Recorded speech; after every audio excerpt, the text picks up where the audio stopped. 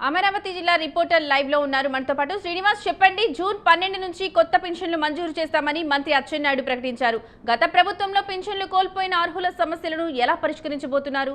కొత్తగా దరఖాస్తు చేసుకోవాలనే వారి కోసం ఆన్లైన్ పోర్టల్ ఎప్పటి నుంచి అందుబాటులోకి రానుంది?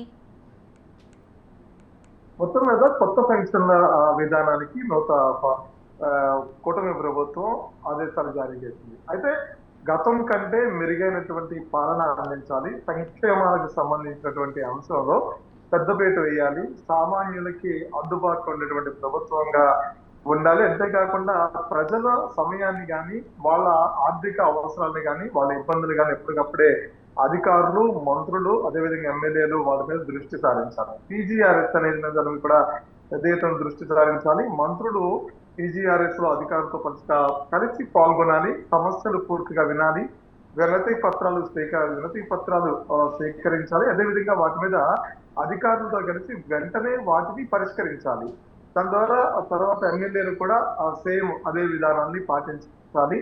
ఆ మండల స్థాయి నాయకత్వం నుండి కూడా ప్రతి ఒక్కరు ప్రజలకు అందుబాటులో ఉండడం, ఆ గ్రీవెన్స్ డే రోజు అందుబాటులో ఉండడం, సమస్యలు పరిష్కరించడం అనేది ప్రధానంగా తీసుకొస్తున్నటువంటి అంశం. అయితే ఇందులో భాగంగానే ఇప్పుడు గత ప్రభుత్వంలో కొన్ని పెన్షన్లు తొలగించడం జరిగింది. వాళ్ళందరూ అర్హులైనటువంటి వాళ్ళే. సచివాలయ శాఖ తీసుకొచ్చిన తర్వాత గ్రామ వార్డు సచివాలయాలను తీసుకొచ్చిన తర్వాత అక్కడ విధానాలు అంటే అక్కడ అవగాహన లోపం, కొంత డేటా ఎంట్రీలో లోపాలు కొన్ని, ఇలాంటి వాటితో కొంతమంది అర్హులు పెన్షన్ కోల్పోయినటువంటి పరిస్థితి కనిపిస్తుంది. సో అలాంటి వాళ్ళందరినీ కూడా మరలా వాళ్ళు అప్పటి నుంచి కూడా వాళ్ళ అర్హత ఉండి పెన్షన్ కోల్పోవటాన్ని అనేక సార్లు ఇటు ప్రభుత్వంలో ఉన్నటువంటి అధికారుల దృష్టికి, జిల్లా స్థాయి కలెక్టర్ దృష్టికి, మన పంచాయతీ ఆఫీసుల దృష్టికి, అదేవిధంగా అదే సచివాలయాల దగ్గర అర్జీలు పెట్టడం, వాటికి వాళ్ళు వివిధ కారణాలు చూపించడం, ఇవన్నింటినీ కూడా కొంతకాలం నడుస్తుంది. అయితే కొత్తగా అంటే కూటమి ప్రభుత్వం అధికారంలోకి వచ్చి